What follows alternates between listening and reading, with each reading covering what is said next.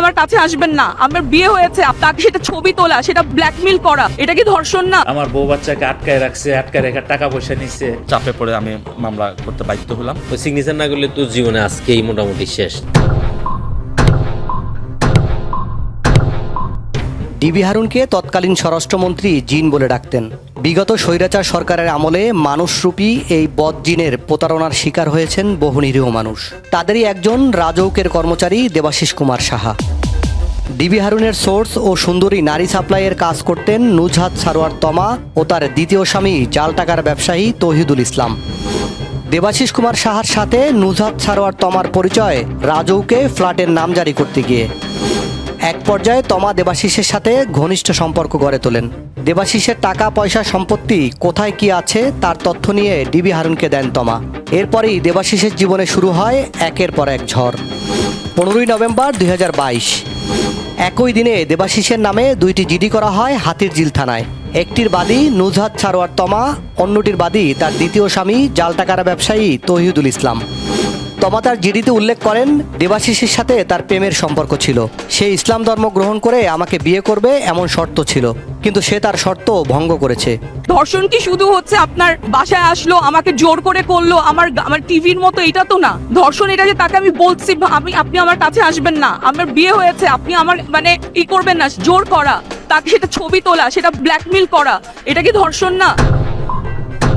তমার স্বামী তৌহিদুল ইসলাম তার জিডিতে উল্লেখ করেন দেবাশিস আমাকে হুমকি দিচ্ছে তোমাকে ডিভোর্স দেওয়ার জন্য। তমার দ্বিতীয় স্বামী তৌহিদুল ইসলামকে জাল টাকার ব্যবসায়ী বললাম, তার কি প্রমাণ আছে? পল্লবী থানার এক মামলায় প্রায় 20 লক্ষ জাল টাকা এবং টাকা ছাপানোর সমস্ত উপকরণ সহ গ্রেপ্তার হয়ে 11 মাস জেল খেটে ডিবি হারুনের সহযোগিতায় মুক্তি পান তৌহিদুল ইসলাম। মূল গল্পে ফেরা যাক। তমা তৌহিদ স্বামী স্ত্রী মিলে প্ল্যান করে জিডি করে দেবাশিসের নামে মিথ্যা ওয়ারেন্ট বের করিয়ে হয়রানি শুরু করে। মিথ্যা ওয়ারেন্ট একটা আমাকে বিরুদ্ধে, আমাকে হাতিঝিল থানা পুলিশ আমাকে খোঁজে। আমি ওই ওয়ারেন্টের কাগজটা নিয়ে কোর্টে গেছি। কোর্টে যাই দেখি যে জিআরও সেকশন থেকে কোর্ট ওয়ারেন্ট ইস্যু হয়েছে, কিন্তু 1237 হাতিঝিল থানার মামলা কোনো নথি নেই। পরে সিএম বরাবর আমি দরখাস্ত করলে 38টা কোর্ট থেকে আমার প্রতিবেদন আসে, দেবাশিস কুমার সাহা, মধুসূদন সাহা পিতা হাতিঝিল থানা মামলা 1237 কোনো মামলা নাই। এই দুটি মিথ্যা জিডির তদন্তে দেবাশিস যখন নির্দোষ প্রমাণিত হয়, তখন ডিবি হারুনের পরামর্শে তমা রামপুরা থানায় দেবাশিসের নামে ধর্ষণ মামলা করেন। মামলা করার কয়েক ঘন্টার মধ্যেই দেবাশিসকে গ্রেপ্তার করে কোর্টে চালান করা হয়। দেবাশিস কুমার সাহা 15 দিন জেল খেটে জামিনে মুক্তি পান। পরবর্তীতে এই মামলায় পুলিশ চার্জশিট দেন, ধর্ষণে কোনো প্রমাণ পাওয়া যায়নি। আমার মিথ্যা ওয়ারেন্ট করার পরে তারা রামপুরা থানায় এসে আমার বিরুদ্ধে ধর্ষণের মামলা দায় করে। ধর্ষণের মামলা দায় করে তো কোনো ডকুমেন্ট নাই, ডিট নাই, কিচ্ছু নাই। ওই স্বরাষ্ট্রমন্ত্রীর লোক আর যে এসি রায়হান, তার সহযোগিতায় সেই রামপুরা থানায় একটা মামলা করে ব্যাপক আমাকে মিডিয়া করে আমি জামিনে বেরিয়ে আসি। তমা তৌহিদকে দিয়ে ডিবি হারুন যখন দেবাশিসকে ঘায়েল করতে পারছিলেন না, তখন ডিবি হারুন এই নাটকে যুক্ত করেন তৎকালীন স্বরাষ্ট্রমন্ত্রীর আস্থাভাজন ঢাকা মহানগর উত্তর ছাত্রলীগের সাবেক সভাপতি সৈয়দ মিজানুর রহমান।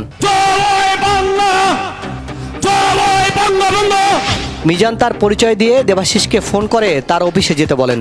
দেবাশিস মিজানের পরিচয় শুনে ভয়ে তড়িগড়ি করে মিজানের অফিসে গিয়ে দেখতে পান তমা ও তার স্বামী তৌহিদ সেখানে বসা। যেহেতু স্বরাষ্ট্রমন্ত্রীর লোক তারা ছিল, তাদের সাথে আমার পাড়াটা খুব কঠিন। জোর করে আমি স্বরাষ্ট্রমন্ত্রীর মেন রাস্তার উপর বিল্ডিং আছে, ওইখানে তৎকালীন নিষিদ্ধ করেছে ছাত্রলীগের উত্তরের সভাপতি ছিল মিজান। তাদের সাথে জাল টাকার সাথে তাদের সাথে একটা ব্যবসা সংযুক্ত ছিল এবং তাদের কাজকাম ছিল মানুষজনকে ধরে ধরে নিয়ে এসে ডিবি হারুনের মাধ্যমে ব্ল্যাকমেল করে তাদের কাছে টাকা নিত, ডিবি হারুন সহকারে। ছাত্রলীগের মিজান দেবাশিসকে বলেন 4 কোটি টাকা দেওয়ার জন্য, তাহলে আপনার বিরুদ্ধে করা ধর্ষণ মামলা তমা তুলে নেবে, আর টাকা না দিলে আরো বড় বিপদে পড়বেন। মামলা তুলে নেওয়ার শর্তে ও প্রাণনাশের ভয়ে দেবাশিস মিজানের কথা মতো তমার অ্যাকাউন্টে চেকের মাধ্যমে 45 লক্ষ টাকা জমা দেন। এরপরে দেবাশিসকে আরো টাকার জন্য চাপ দিলে দেবাশিস টাকা দিতে অস্বীকৃতি জানায়। এবার এই নাটকে প্রথম প্রকাশ্যে আসেন ডিবি হারুন। 28 মে 2023 তারিখ রাতে দেবাশিস কুমার সাহাকে তুলে নিয়ে যাওয়া হয় ডিবি অফিসে হারুনের কামরায়। জব্দ করা হয় দেবাশিসের গাড়ি ও সাথে থাকা জমির দলিলপত্র। এরপর সাজানো শুরু হয় একের পর এক নাটক। ঘটনার শুরুতেই বলেছিলাম তমা দেবাশিসের বিরুদ্ধে যে ধর্ষণ মামলা করেছিল সেখানে উল্লেখ ছিল তমাকে দেবাশিস ধর্ষণ করেছে ও 23 লক্ষ টাকা আত্মসাৎ করেছে। সেই নুজহাত সারোয়ার তমাই এবার দেবাশিসের বিরুদ্ধে মামলা করলো 8 কোটি 80 লক্ষ টাকার। আমরা এবার গল্পের মাঝখানে একটু অঙ্কটা মিলিয়ে নেই। শুরুতে তোমার দাবি ছিল 23 লক্ষ টাকা, মিজানের অফিসে গিয়ে সেটা দাঁড়ালো 4 কোটিতে। এবার ডিবি অফিসে হারুনের কামরায় এসে টাকার অঙ্ক বেড়ে দাঁড়ালো 8 কোটি 80 লাখ। ডিবি হারুনের রক্ষিতা তোমার মামলায় দেবাশিসকে রিমান্ডে এনে শুরু হয় পাশবিক নির্যাতন। নির্যাতনের এক পর্যায়ে দেবাশিসের স্ত্রীকে ভিডিও কল দিয়ে বলা হয়, আপনার স্বামীকে যদি জীবিত চান তাহলে 3 কোটি টাকা নিয়ে ডিবি অফিসে চলে আসেন। স্বামীর প্রাণ বাঁচাতে লিপি চক্রবর্তী বাসায় থাকা টাকা পয়সা গহনা যা ছিল সব নিয়ে ডিবি অফিসে চলে আসেন এডিসি মাহমুদুলের সহযোগিতায়। সেই মুহূর্তে ধারণ করা গোপন ভিডিওতে দেখা যায় ডিবি অফিসের কামরায় বসেছিলেন তমা ও তৌহিদ। গল্প এখানেই শেষ নয়। এবার ডিবি হারুন ও তার সোর্স তমা তৌহিদ মিলে নজর দেন দেবাশিসের কর্মস্থল, পৈতৃক সম্পত্তি ও আত্মীয় স্বজনের দিকে। তমার দেয়া মামলার এজাহারের কপি রাজৌকে জমা দিয়ে দেবাশিসকে চাকরি থেকে বরখাস্ত করা হয়, যা এখনও বহাল আছে। এবার ডিবি অফিসে ডাকা হয় দেবাশিসের সহকর্মী ও কাছের বন্ধুদের। বেনজিন আহমেদ সুমন দেবাশিস কুমার সাহার খুব কাছের বন্ধু। তাকে বন্দুকের নল ঠেকিয়ে বলা হয় দেবাশিসের বিরুদ্ধে মামলা করতে। বেনজিন আহমেদকে সামনে বসেই লেখা হয় দেবাশিসের বিরুদ্ধে 3 নম্বর মামলা। এবারও টাকা আত্মসাতের মামলা, পরিমাণটা হলো 1 কোটি 15 লাখ। বন্ধু বেনজিন আহমেদের করা মামলায় এবার আসামি শুধু দেবাশিস নয়, মামলার 1 নম্বর আসামি দেবাশিস কুমার সাহা, 2 নম্বর আসামি দেবাশিসের বোনজামাই মদন কুমার সাহা, যিনি সিরাজগঞ্জের প্রত্যন্ত গ্রামের একজন সাধারণ স্কুল শিক্ষক। মদন কুমার সাহা মামলার বাদী বেনজিন আহমেদকে নাকি কখনো দেখেননি এবং চিনেনও না। যারা আমার বিরুদ্ধে মামলা দিচ্ছে তাদেরকে আমি দেখিই নেই, চিনিও না। আমার কাজ শিক্ষকতা করা। 3 নম্বর আসামি দেবাশিসের সহকর্মী রাজৌক কর্মচারী মিজানুর রহমান। 4 নম্বর আসামি দেবাশিসের স্ত্রী লিপি চক্রবর্তী। 5 নম্বর আসামি করা হয় দেবাশিসের চাচাতো ভাই সুমন কুমার সাহাকে। এবার আমরা কথা বলতে চাই এই মামলার বাদী বেনজিন আহমেদ সুমনের সাথে। চাপে পড়ে আমি মামলা করতে বাধ্য হলাম। মামলা করতে বাধ্য হওয়ার পরে তার ওয়াইফকে এবং তার বোনের জামাইকে অ্যারেস্ট করানো পরবর্তীতে তারাই এদেরকে আসামি করিয়েছে। আসামি করিয়ে তারপর তার ওয়াইফ থেকে 50 লক্ষ টাকা তারা আদায় করার ব্যবস্থা করলো। যেহেতু আমি টাকা পাবো, 50 লাখ টাকা আমি নিব। কিন্তু যে মুহূর্তে টাকা লেনদেন হচ্ছিল সেই মুহূর্তে তারা ওইখানে এসে হাজির হয়ে বলতেছে, এখানে প্রশাসন ঊর্ধ্বতন মহল, ডিবি প্রধান হারুন স্যার, এখানকার যে এসি আছেন, এসি ওসি, এদের সবাইকে টাকা দিতে হবে।